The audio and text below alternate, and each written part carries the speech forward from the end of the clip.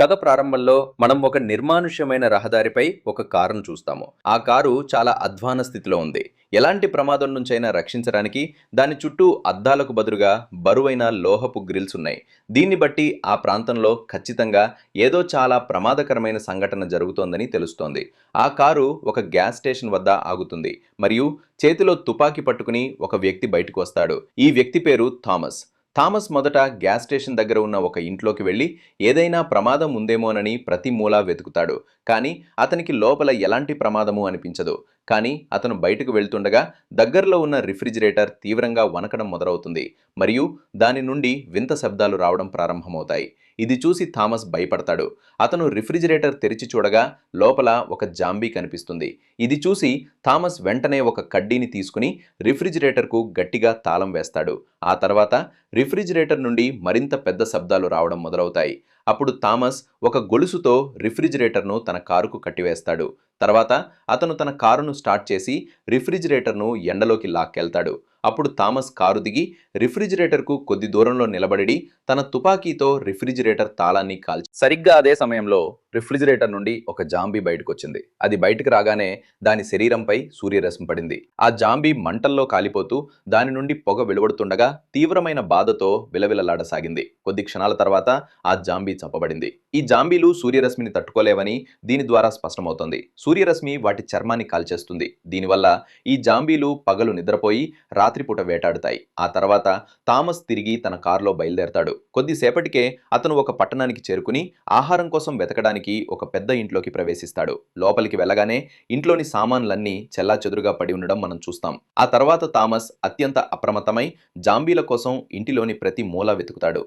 వంటగదిలో జాంబీ చేత చంపబడినట్టుగా కనిపించే ఒక శవాన్ని అతను కనుగొంటాడు. ఇది థామస్ను కలవరపెడుతుంది మరియు అతను ముందుకు వెళ్ళగా మరొక శవాన్ని చూస్తాడు. థామస్ ఆ వ్యక్తిని సమీపిస్తుండగా తలుపు దగ్గర ఒక వ్యక్తి కదలకుండా ఒకే చోట నిలబడి ఉండడం ఇది చూసి థామస్ అతనితో మాట్లాడడం ప్రారంభిస్తాడు. కానీ ఆ వ్యక్తి స్పందించడు. అతను స్పందించకపోవడంతో థామస్ అతన్ని కాల్చివేస్తాడు. కానీ కాల్కులు తగిలినా కూడా ఆ వ్యక్తి అస్సలు కదలడు. అయోమయానికి గురైన థామస్ ఆ వ్యక్తి దగ్గరికి వెళ్తాడు. కానీ అతను ఒక తెరను పక్కకు జరపగా ఉరి వేసుకున్న ఒక మహిళను చూస్తాడు. థామస్ గ్రహించేలోపే అదంతా ఒక ఉచ్చు అని అతనికి తెలిసిపోతుంది. సరిగ్గా అప్పుడే ఒక జాంబీ థామస్పై వెనుక నుండి దాడి చేస్తుంది. థామస్ ఎలాగోలా తనను తాను రక్షించుకుని ఆ జాంబీని కింద పడగొట్టి ఆపై దాన్ని కాల్చి చంపేస్తాడు. తుపాకీ శబ్దం విని మరికొన్ని జాంబీలు అతని వైపు దూసుకొస్తాయి. థామస్ ఎండలోకి పాకుతూ బయటకు వస్తాడు. కానీ అప్పుడు ఒక జాంబీ అతన్ని వెనుక నుండి పట్టుకుంటుంది. కానీ థామస్ అతన్ని తన్ని విడిపించుకుని బయటకు వచ్చి ఇంటి పైకప్పు మీద కూర్చుని తన ప్రాణాలను కాపాడుకుంటాడు. ఇప్పుడు జాంబీలు అతన్ని కరవడానికి ఎండలోకి బయటికి రాలేవు. సరిగ్గా అప్పుడే థామస్కు బయట నుండి ఒక స్వరం వినిపిస్తుంది. అది విని అతను అటువైపు నరవడం మొదలు పెడతాడు. అప్పుడు పైకప్పు నుండి అతను రోడ్డు మధ్యలో ఎండకు తల వంచుకుని కూర్చున్న ఒక అమ్మాయిని చూస్తాడు. ఇది చూసి ఈ అమ్మాయి జాంబీ కాదని థామస్కు అర్థమైంది. ఎందుకంటే ఒకవేళ ఆమె జాంబీ అయితే ఎండకు కాలిపోయి ఉండేది. కానీ ఈ అమ్మాయి ఇలా ఒంటరిగా ఎందుకు కూర్చుందో థామస్కు అర్థం కావడం లేదు. అంతలోనే ఒక కారు వచ్చి ఆగింది. రోడ్డు మధ్యలో ఒక అమ్మాయి కూర్చుని ఉండటాన్ని చూసి అందులోని వాళ్ళు ఆగారు. శారా అనే అమ్మాయితో సహా చేతుల్లో తుపాకులతో నలుగురు బయటకు వచ్చారు. రోడ్డుపై కూర్చున్న అమ్మాయికి సహాయం చేయడానికి ఆ నలుగురిలో ఒకడు జాగ్రత్తగా ముందుకు వస్తాడు. వారికి తెలియకుండా అది ఒక ఉచ్చు. అతను ఆ అమ్మాయి దగ్గరికి వెళ్తుండగా ఎవరో పైనుంచి అతనిపై కాల్పులు జరిపి చంపేస్తారు. ఇది చూసి అతనితో ఉన్న మిగతా వాళ్ళు ఒక కారు వెనుక దాక్కుంటారు. ఇక్కడే ఒక ముఠ ఆ అమ్మాయిని ఎరగా వాడుకుంటోందని మనకు తెలుస్తుంది. ఆ రెండు వర్గాల మధ్య కాల్పుల యుద్ధం జరుగుతుంది. కానీ ఒక సభ్యుడు చనిపోవడంతో ఆ గుంపులో కేవలం ముగ్గురు మాత్రమే ప్రాణాలతో మిగిలారు. దాంతో వారు బలహీనపడగా అవతలి గుంపు వారు వెంటనే వారి సహచరులలో మరో ఇద్దరిని చంపేస్తారు. సారా అనే అమ్మాయి మాత్రమే ప్రాణాలతో మిగిలింది మరియు థామస్ పైకప్పు మీద నుండి ఇదంతా చూస్తూ ఉంటాడు. అప్పుడు మిగిలిన ముఠా సభ్యులు బయటకు వచ్చి సారాను చుట్టుముట్టి ఆమెపై తుపాకులు గురిపెడతారు. ముఠా నాయకుడు సారా వద్దకు వచ్చి ఆమెను వేధించడం మొదలు పెడతాడు. తుపాకులు, కార్లు, డబ్బు నీకు ఏది కావాలంటే అది తీసుకో, కానీ తను వదిలేయమని సారా అతనికి చెబుతుంది. ముఠా నాయకుడు ఆమె మాట వినడానికి నిరాకరించి ఆమెపై బలవంతం చేయడం ప్రారంభిస్తాడు. అప్పుడు థామస్ వారిని వెనక నుండి కాల్చి ఒక్కొక్కరిని చంపేస్తాడు. థామస్ ఆ ముఠా నాయకుడిని కూడా గాయపరుస్తాడు. ఆ ముఠా నాయకుడు సారాను క్షమించమని వేడుకుంటూ తన ప్రాణాలను వదిలిపెట్టి అతనికి కావలసినది తీసుకోమని థామస్తో చెబుతాడు. నా ప్రాణాలను కాపాడి నన్ను మీతో తీసుకెళ్ళండి అని అతను అంటాడు. కానీ అప్పటికే చాలా ఆలస్యమైపోతుంది మరియు థామస్ ఆమెను అక్కడే చనిపోవడానికి వదిలేసి వెళ్ళిపోతాడు. ఇదంతా జరుగుతున్నప్పటికీ ఆ అమ్మాయి రోడ్డు మధ్యలో అదే భంగిమలో కూర్చుని ఉంటుంది. సరిగ్గా అప్పుడే సారా ఆమె దగ్గరికి వచ్చి నీకు నీ బిడ్డకు ఏమైంది అని అడుగుతుంది. అప్పుడు ఆ అమ్మాయి తన బిడ్డను చూపిస్తుంది. కానీ అది నిజమైన బిడ్డ కాదని ఒక బొమ్మ బిడ్డ అని మనకు అర్థమవుతోంది. ఆ అమ్మాయి మానసికంగా స్థిరంగా లేదని కూడా మనకు తెలుస్తుంది. సారాకు ఆమెపై జాలి కలుగుతుంది. అందుకే ఆమెను ఒంటరిగా వదిలి వెళ్ళడానికి ఇష్టపడదు. ఎందుకంటే ఆమె ఇక్కడ ఒంటరిగా ఉంటే రాత్రి పడగానే జాంబీలు ఆమెను ముక్కలు ముక్కలుగా చేసి తినేస్తాయి. అందుకే సారా ఆ అమ్మాయిని తనతో తీసుకుని నేరుగా థామస్ వద్దకు వెళ్లి అతనికి కృతజ్ఞతలు తెలుపుతుంది. ఆమె థామస్తో మీ సహాయం లేకపోతే నేను ఇప్పుడు బ్రతికి ఉండేదాన్ని కాదు అని చెబుతుంది. థామస్ ఆమె మాటలకు నేరుగా స్పందించకుండా నేను నీ ప్రాణాన్ని కాపాడాను, ఇప్పుడు నువ్వు ఎక్కడికి కావాలంటే అక్కడికి వెళ్ళవచ్చు అని అంటాడు. అప్పుడు సారా నేను మా బృందంతో కలిసి నగరం మధ్యలో నివసిస్తాను. అక్కడ మాకు పుష్కలంగా ఆహారం ఉంటుంది. పైగా మేము నివసించేది ఒక పోలీస్ స్టేషన్. కాబట్టి నువ్వు మాతో రావాలి. అక్కడ నీకు ఆహారం దొరుకుతుంది. నీ ప్రాణానికి భద్రత ఉంటుంది అని అంటుంది. సారా మాటలు థామస్కు నమ్మకంగా అనిపిస్తాయి. కాబట్టి థామస్ ఆమెతో వెళ్ళడానికి ఒప్పుకుంటాడు. ఆ ముగ్గురు కారు ఎక్కి బయలుదేరతారు. మరికొంత దూరం వెళ్ళాక వాళ్ళు నివసించే పోలీస్ స్టేషన్ 5 కిలోమీటర్ల దూరంలో ఉందని సారా వాళ్ళకి చెబుతుంది. అది వినగానే థామస్ కంగారు పడతాడు. ఎందుకంటే అది చాలా దూరంలో ఉంది. పైగా రాత్రి అయితే వాళ్ళు జాంబీల బారిన పడవచ్చు. అందువల్ల వాళ్ళు సూర్యాస్తమయానికి ముందే తమ గమ్యస్థానానికి చేరుకోవాలి. కానీ వారు నగరానికి చేరుకునేసరికి అప్పటికే చీకటి పడింది మరియు వారి కారు శబ్దం విని జాంబీలు అన్ని దిశల నుండి వారి కారును వెంబడించడం మొదలుపెట్టాయి. ఒకవేళ కారు పొరపాటున ఆగిపోతే జాంబీలు తమను ముక్కలు ముక్కలుగా చేస్తాయని తెలిసి థామస్ అప్పుడు పూర్తి వేగంతో కారును నడపడం మొదలుపెట్టాడు. మరికొంత దూరం వెళ్ళాక సారా వాకీటాకీలో తన సహచరులను సంప్రదించి వారు పోలీస్ స్టేషన్కు చేరుకోబోతున్నారని వారికి తెలియజేస్తుంది. త్వరగా తలుపు తెరవండి అని చెబుతూ చాలా జాంబీలు వారిని వెంబడిస్తున్నాయని, కాబట్టి సిద్ధంగా ఉండండి అని ఆమె జత చేస్తుంది. ఇది విన్న స్థానికులు అప్రమత్తమై పోలీస్ స్టేషన్ లోపల మిగిలి ఉన్న ప్రాణాలతో బయటపడిన వారందరినీ సురక్షిత ప్రదేశానికి తీసుకువెళ్లడం ప్రారంభిస్తారు. తాము తిరిగి వచ్చే వరకు ఎలాంటి శబ్దం చేయవద్దని వారిని కోరతారు. ఇక్కడ ఉన్న ప్రతి ఒక్కరూ తమ తుపాకులను సిద్ధం చేసుకుని గోడపై ఉన్న ఒక బటన్ను నొక్కగా తలుపు తెరుచుకుంటుంది. కారు పోలీస్ స్టేషన్ సమీపిస్తుండగా థామస్ ఆ ఇద్దరు అమ్మాయిలను దానివైపు పరిగెత్తమని చెప్పి తను మాత్రం జాంబీలను ఆపటానికి తన తుపాకీతో కాల్చడం మొదలుపెట్టాడు. సారా బృందం కూడా జాంబీలపై కాల్పులు జరపడం ప్రారంభించి చాలా వాటిని చంపేసింది. అయినప్పటికీ జాంబీల సంఖ్యలో ఎలాంటి మార్పు రాలేదు. నిజానికి తుపాకీ కాల్పుల శబ్దం విన్న సమీపంలోని జాంబీలన్నీ వారి వైపు కదలడం మొదలుపెట్టాయి. కాబట్టి థామస్ వేగంగా పోలీస్ స్టేషన్లోకి పీ స్టేషన్లోకి ప్రవేశిస్తాడు. అతను లోపలికి ప్రవేశించిన వెంటనే తలుపు మూసుకుపోవడం మొదలవుతుంది. తలుపు మూసుకుపోబోతున్న సమయంలో థామస్ బయట ముఖం దుప్పటితో కప్పబడిన ఒక పెద్ద రాక్షస జాంబీని చూస్తాడు. ఆ జాంబీని చూసి థామస్ దానిపై చాలాసార్లు కాల్పులు జరుపుతాడు. కానీ ఆ తూటాలు పనిచేయవు. ఆ జాంబీ కోపంగా థామస్ వైపు చూస్తుంది. థామస్ కూడా ఆ జాంబీ వైపు కోపంగా చూస్తాడు. దీనివల్ల ఆ ఇద్దరికీ ఒకరికొకరు పరిచయం ఉందని, వారి మధ్య చాలా కాలంగా వైరం ఉందని తెలుస్తుంది. రాత్రి మనం ప్రాణాలతో బయటపడితే రేపు విమానం చేరుకుని ఈ నగరాన్ని శాశ్వతంగా విడిచి వెళ్ళవచ్చు. సారా చెప్పిన ఈ మాట విని అందరూ ఎంతో సంతోషించారు. కానీ జాంబీలు వాళ్ళు ఉన్న చోటును కనిపెట్టేశాయని, ఇక్కడ ఒక్క రాత్రి గడపడం కూడా అత్యంత కష్టమని వాళ్ళు గ్రహించలేదు. ఇక్కడ చీఫ్ థామస్తో నువ్వు సారా ప్రాణాలను కాపాడావు. సారా కూడా నీ గురించి చాలా మంచి విషయాలు చెప్పింది. కానీ నాకు ఇంకా నీ మీద పూర్తి నమ్మకం లేదు.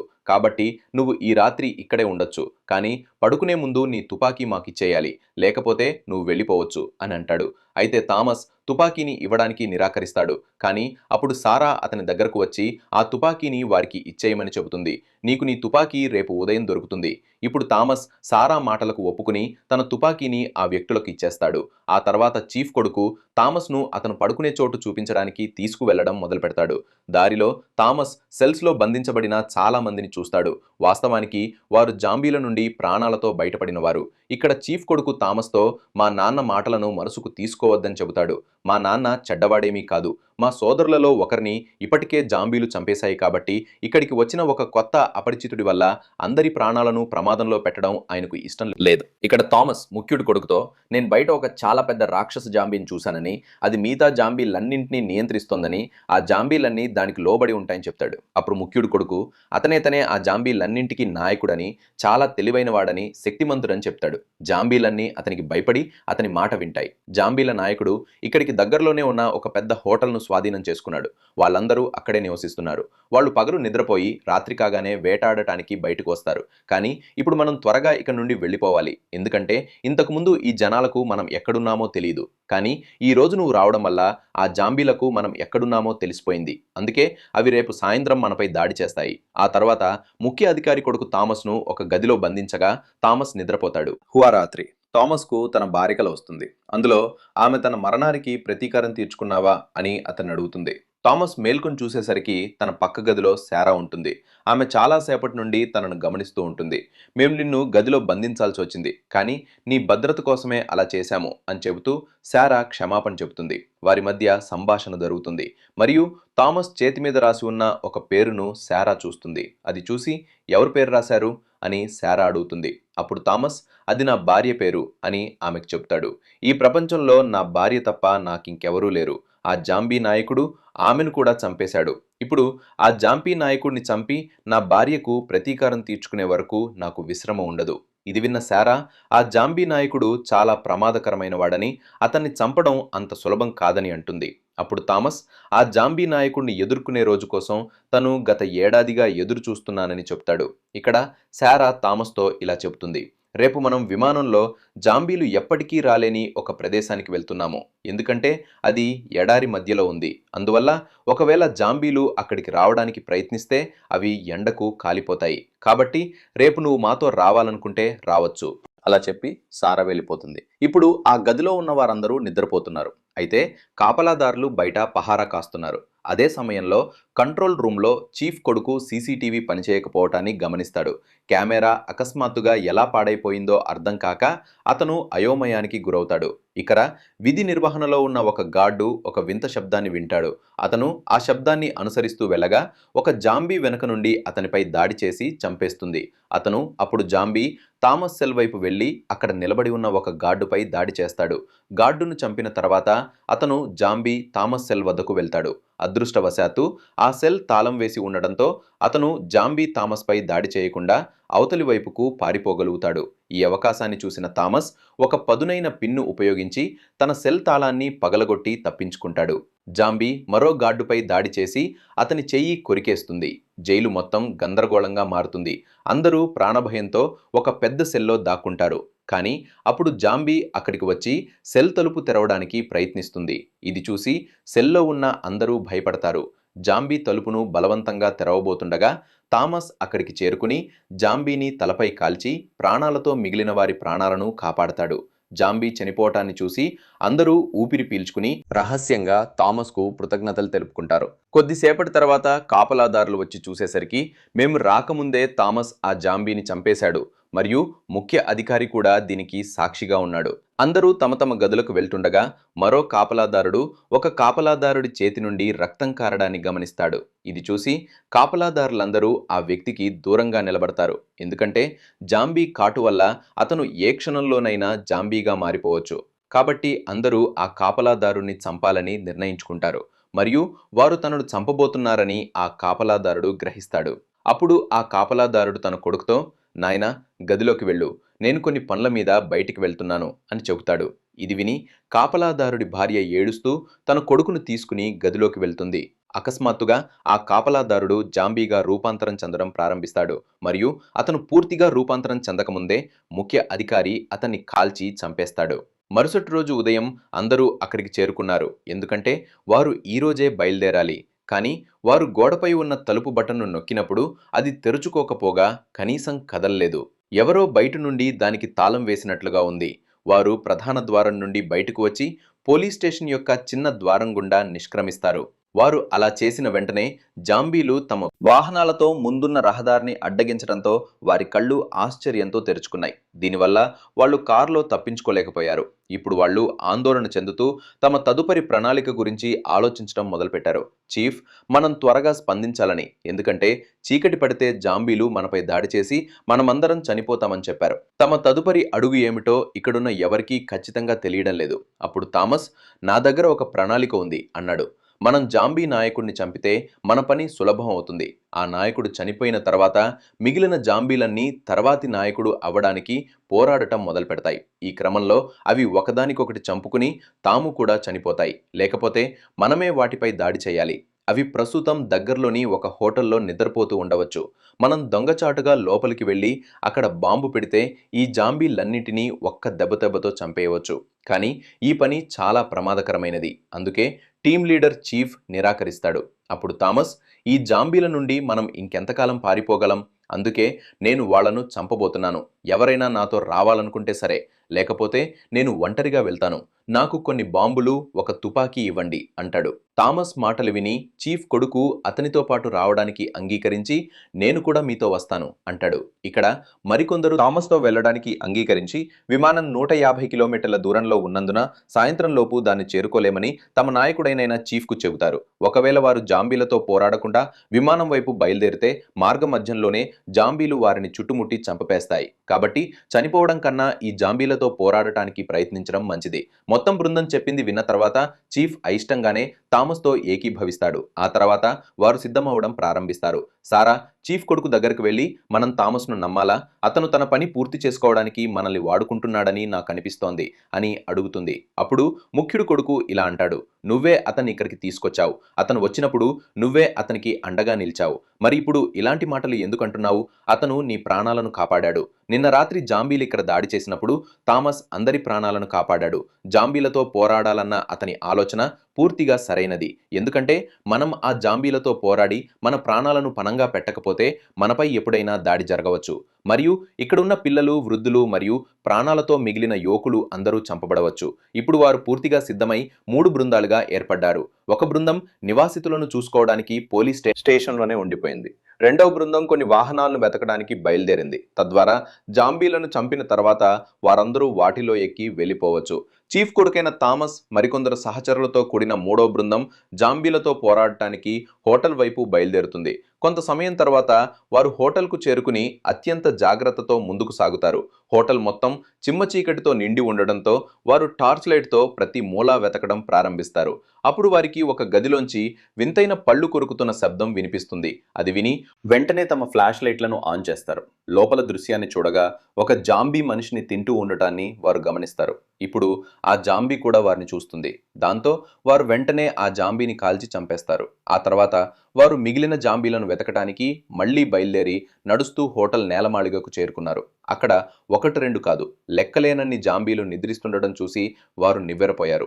ఒక్క శబ్దానికి కూడా అవి మేల్కుంటే తమను ముక్కలు ముక్కలుగా చేసేస్తాయేమోనని వారు భయపడ్డారు. కానీ వారి అదృష్టం కొద్దీ ఆ జాంబీలన్నీ ఒకే గుంపుగా నిద్రపోతున్నాయి. కాబట్టి ఈ వ్యక్తులు ఇక్కడ చుట్టూ బాంబులు అమర్చగలిగితే వారు జాంబీలందరినీ ఒక్క దెబ్బతో చంపేయగలరు. కానీ ఈ పని అత్యంత ప్రమాదకరమైనది. అందువల్ల జాంబీల మధ్యలో బాంబు పెట్టడానికి ఎవరూ ఇష్టపడలేదు. కానీ అప్పుడు ఒక సైనికుడు తన ప్రాణాలను పణంగా పెట్టి జాంబీల మధ్య బాంబు పెట్టడానికి అంగీకరించాడు. ఆ తర్వాత అతను బాంబును తీసుకుని చాలా తేలికైన అడుగులతో నిద్రపోతున్న అనేక జాంబీల మీద ఒక జాంబీ అవతల వైపుకు తిరిగింది.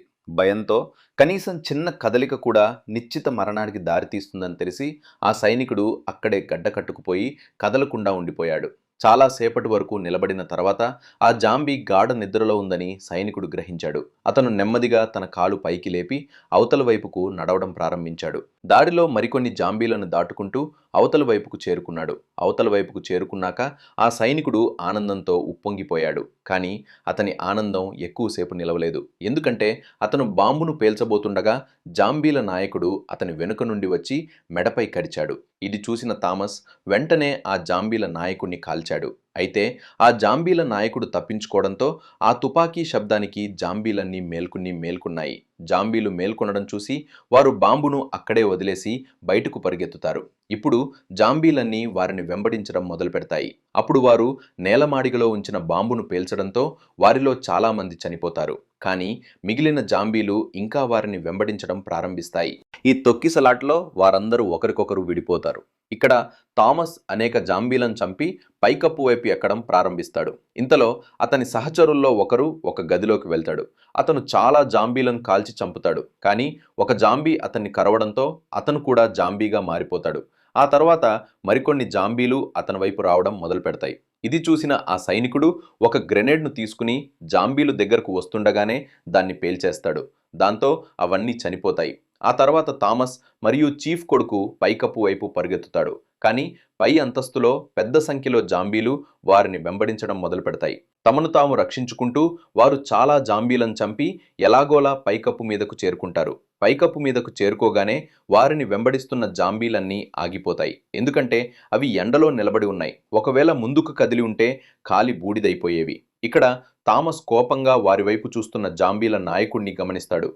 ఆ నాయకుడు దగ్గరలో నిలబడి ఉన్న జాంబీలకు సైగ చేసి వాటిని కిందకు పంపిస్తాడు. ఇప్పుడు ఆ ఇద్దరూ పైకప్పు మీదకు చేరుకున్నారు. కానీ కిందకు దిగే దారి దొరక్క అక్కడే చిక్కుకుపోయారు. ఒకవేళ వారు మెట్లు దిగి ఉంటే జాంబీలు వారిని బ్రతికి వదిలిపెట్టేవి కావు. వారి సహచరుల్లో ఒకరి దగ్గర తాడు ఉంది. కానీ అతను ఇంకా పైకప్పు మీదకు చేరుకోలేదు. అందువల్ల ఆ నాయకుడి కొడుకు వాకీ టాకీలో తన సహచరుణ్ణి సంప్రదించి "నువ్వెక్కడున్నావు?" అని అడిగాడు. దానికి అతని సహచరుడు, "నేను పైకప్పు కింద అంతస్తులో ఉన్నాను. కానీ ఒక జాంబీ నన్ను కరిచింది కాబట్టి నేను పైకప్పు మీదకు రాలేకపోతున్నాను" అని జవాబిచ్చాడు. "కాబట్టి త్వరగా వచ్చి నాకు సహాయం చెయ్యి. కానీ కింది అంతస్తుకు దిగడమే అతిపెద్ద సవాలు. ఒకవేళ వాళ్ళు కిందికి వెళ్తే అప్పటికే అక్కడ కాచుకుని ఉన్న జాంబీల నాయకుడు వాళ్ళను చంపేస్తాడు." అప్పుడు థామస్కు ఒక ఆలోచన వచ్చింది. అతను ఆ నాయకుడి కొడుకుతో, "నేను పైకప్పు మీద నిలబడి జాంబీల నాయకుడి దృష్టి మరల్చుతాను. అప్పుడు నువ్వు ఈ అవకాశాన్ని ఉపయోగించుకుని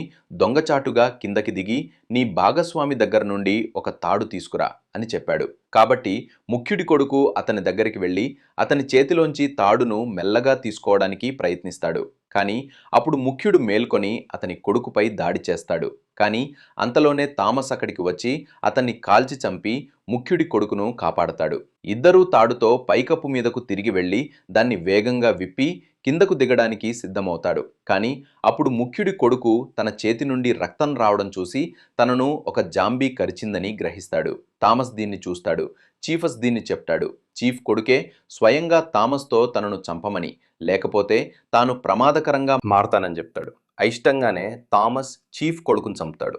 ఇంతలో పోలీస్ స్టేషన్లో పోలీసులు కారు కోసం ఎదురు చూస్తుండగా వారి సహచరుల్లో ఒకరు కారుతో అక్కడికి వస్తాడు. అంతమందికి ఒక కారు సరిపోదని వారు సంతోషపడటానికి బదులుగా నిరాశ చెందుతారు. ఇప్పుడు కారు తెచ్చిన వ్యక్తి తన సహచరుల్లో కొందరితో మనం మన ప్రాణాలను కాపాడుకోవాలని చెప్తాడు. దాంతో వారిలో కొందరు మిగిలిన వారిని అక్కడే వదిలేసి కారు ఎక్కి వెళ్ళిపోతారు. కానీ ఆ వ్యక్తితో పాటు మిగిలిన సహచరులు అలా చేయడానికి నిరాకరిస్తారు. సరిగ్గా అప్పుడే వారి సహచరుల్లో ఒకరు ఒక పెద్ద బస్సుతో అక్కడికి వస్తాడు. ఇది చూసి అందరూ ఆనందంతో ఉప్పొంగిపోతారు. వారంతా సిద్ధమై బస్సు వైపు బయలుదేరతారు. ఇంతలో థామస్ పైకప్పు నుండి ఒక తాడు విసిరి దానికి వేలాడుతూ కిందకి దిగడం మనం చూస్తాం. థామస్ పరుగెత్తడం మొదలుపెట్టగా జాంబీలు అతని వెంబడిస్తాయి. సరిగ్గా అప్పుడే ఆకాశంలో మేఘాలు కమ్ముకుని సూర్యుణ్ణి అడ్డుకోవడంతో పగటిపూట కూడా జాంబీలు నిష్ప్రభావంగా మారతాయి. థామస్ వేగంగా పరిగెత్తి పోలీస్ స్టేషన్ సమీపానికి చేరుకుంటాడు. చీఫ్ అతన్ని గమనిస్తాడు. అలాగే జాంబీల గుంపు అతన్ని వెంబడిస్తుండటాన్ని కూడా చూస్తాడు. కాబట్టి అతను అక్కడున్న వారిని త్వరగా పోలీస్ స్టేషన్ లోపలికి వెళ్ళమని హెచ్చరిస్తాడు. ఆ తర్వాత అందరూ వేగంగా లోపలికి వస్తారు. ఇక్కడ చీఫ్ పైనుంచి థామస్ను తరుముతున్న జాంబీలను కాల్చి చంపుతాడు. కానీ 1-2 జాంబీలను చంపడం వల్ల జాంబీల సంఖ్యలో పెద్ద తేడా ఏమీ ఉండదు. ఇక్కడ థామస్ పోలీస్ స్టేషన్ లోపలికి వెళ్తాడు. కానీ ఇప్పుడు జాంబీలు కూడా పోలీస్ స్టేషన్లోకి ప్రవేశిస్తాయి. జాంబీల బారి నుండి తమను తాము కాపాడుకోవడానికి ఈ ప్రజలు మెట్లు ఎక్కి 2వ అంతస్తుకు వెళ్తారు. ఆ తర్వాత వారు వేగంగా తలుపు మూసేస్తారు. ఈ దుస్థితికి అతనే కారణమని, అతని కొడుకు చనిపోయాడని చెబుతూ చీఫ్ థామస్పై తీవ్ర ఆగ్రహానికి గురవుతాడు. ఇది విన్న థామస్కు కూడా కోపం రావడంతో వారిద్దరి మధ్య వాగ్వాదం జరుగుతుంది. సారా కల్పించుకుని ఇది పోట్లాడుకునే సమయం కాదని వారితో చెబుతుంది. మనం తర్వాత ఏం చేయాలి? దాని గురించి ఆలోచించండి అంది ఆమె. తమను తాము కాపాడుకోవడానికి ఒక మార్గం వెతుక్కుంటూ వారు సీసీటీవీ గదివైపు వెళ్తారు. పోలీస్ స్టేషన్ అంతటా జాంబీలు వ్యాపించి ఉండటాన్ని వారు స్క్రీన్పై చూస్తారు. కారు నడిపిన వ్యక్తి ఒంటరిగా వెళ్ళిపోవడాన్ని కూడా వారు చూస్తారు. కారు శబ్దం విని పోలీస్ స్టేషన్లోని జాంబీలన్నీ బయటకు వచ్చి కారును వెంబడిస్తాయి. ఈ దృశ్యాలన్నింటినీ సీసీటీవీ కెమెరాలో ఉన్న ప్రజలు గమనిస్తూ ఉంటారు.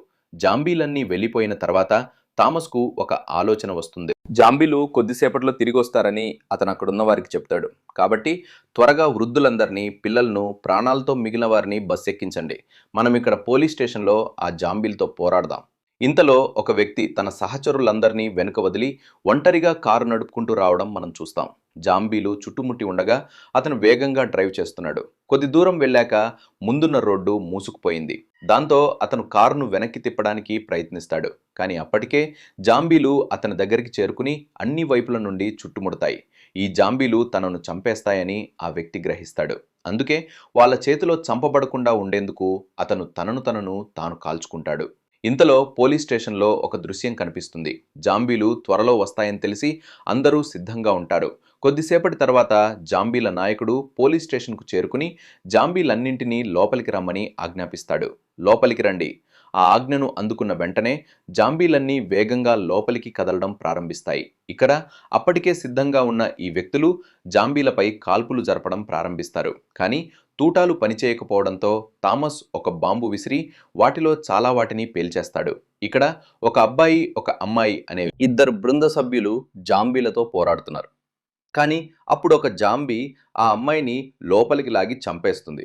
కొంత సమయం తర్వాత జాంబీలు పొడవాటి జుట్టు ఉన్న మరో అబ్బాయిని కూడా చంపేస్తాయి.